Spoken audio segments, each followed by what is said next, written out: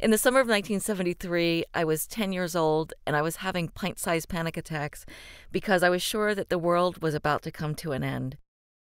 I lived in a small town in western Pennsylvania, and I lived with my mom and dad. My dad was emotionally absent and depressed, and I was a nervous little thing who was very eager to please. And my mother was a monster. She was truly an awful mother. Just an example. She tortured me about my weight from the time I was 4 years old until I moved out. She told me that I had enough fat on me to live for 6 months and that no boy would ever like me, and that I'd better hope that I never needed surgery because I would die on the table because they wouldn't be able to cut through all of the fat. So she's just patently a horrible person. And when I was 10 years old, I was just starting to realize that I kind of hated her. So anyway, in the summertime, the neighbors would come up to our house in the evening, various neighbors, because we had a front porch, and so the grown-ups would sit and smoke cigarettes and drink coffee and gossip. And this particular summer, the summer of 1973, one of those neighbors, Aunt Harriet, who lived 5 doors down from us, and she wasn't really my aunt, but that's what I called all the grown-ups, aunt or uncle. So this particular summer, Aunt Harriet started bringing her 19-year-old son, Bobby, up to our house in the evenings. And my mother had prepared me for this by telling me that Bobby and his friends had been drinking and doing drugs, and they'd gotten into a car accident. And in this car accident,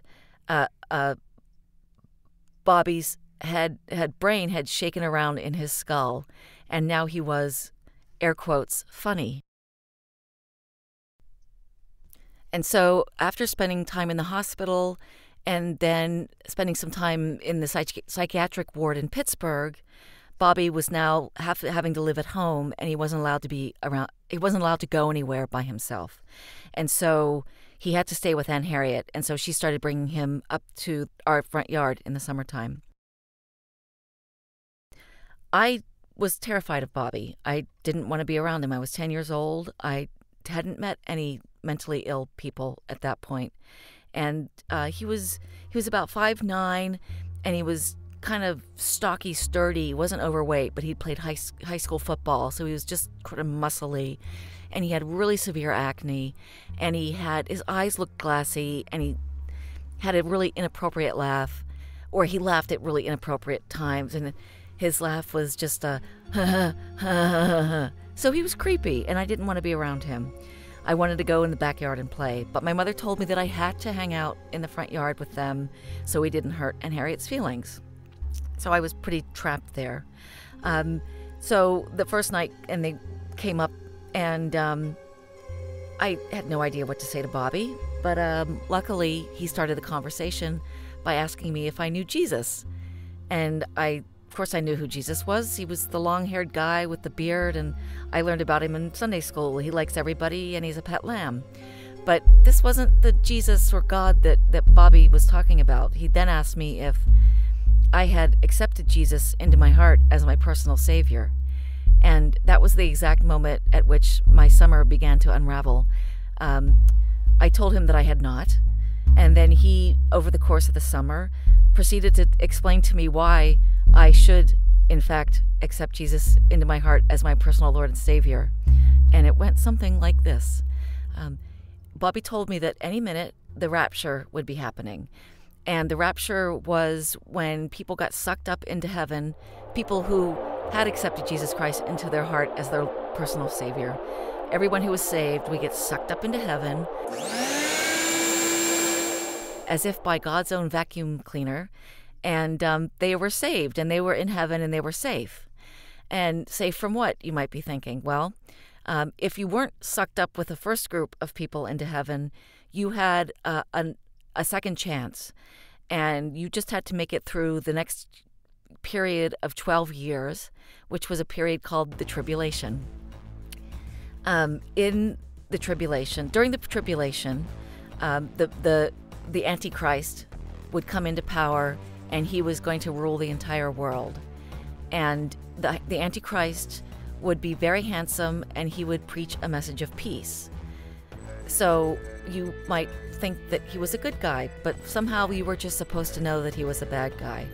And while the Antichrist was in power, in order to trade or buy or sell anything, you had to get the mark of the Antichrist or the mark of the beast on either your right hand or your forehead. And if you didn't get that, you couldn't buy or sell anything.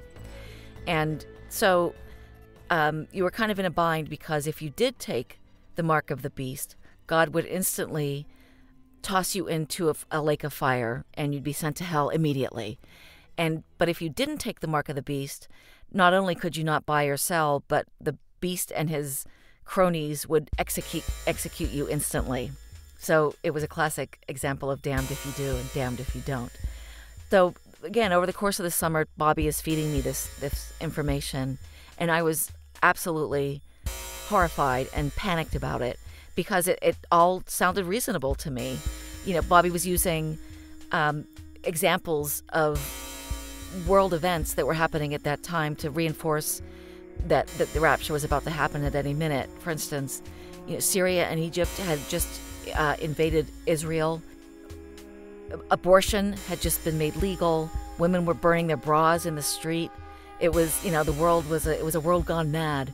And this, further evidence. And to a child, a 10-year-old, it sounded completely plausible to me. Also, barcodes came into use for the first time in 1973.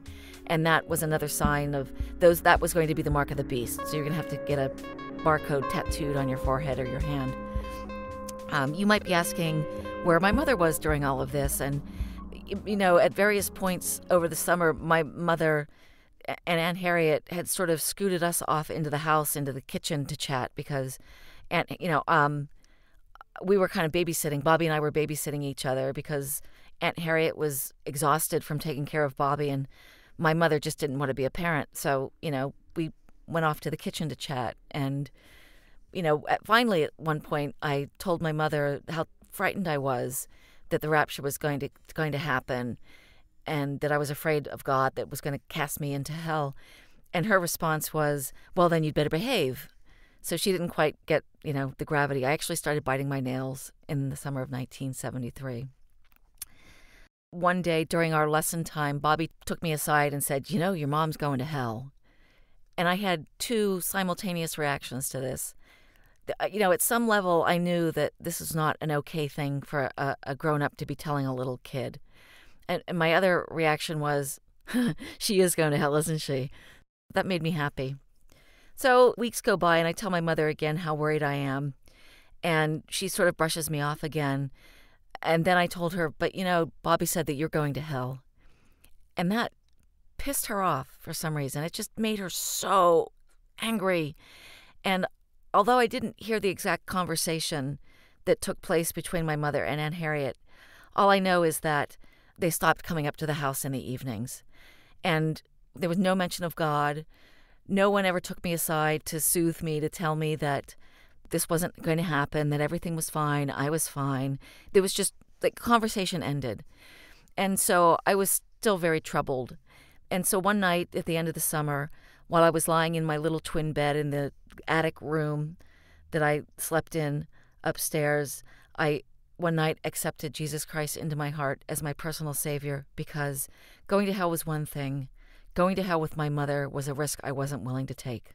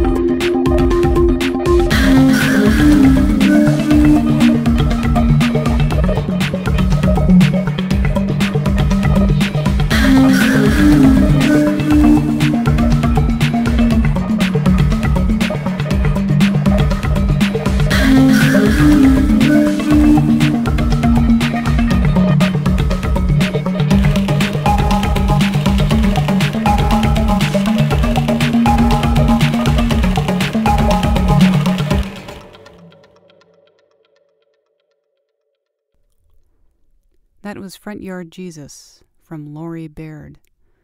Lori is a writer and storyteller in New York, and she's one of the most fearless storytellers and people I know. She hosts a monthly storytelling show about all things mental health related called Talk Therapy Stories. Its current home is at QED in her front yard of Astoria, Queens. This has been Modern Stories Mix, Episode 2. I'm your host, Julie Threlkeld.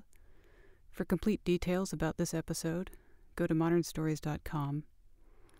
I've got other goodies there too, including a calendar of New York City storytelling events, a newsletter, and most of my own stories and recorded performances. And if you like this podcast, consider donating a few bucks to help me keep it going. You can do that right from the show page. Or just buy me a beer next time you see me at a show. Thanks for listening.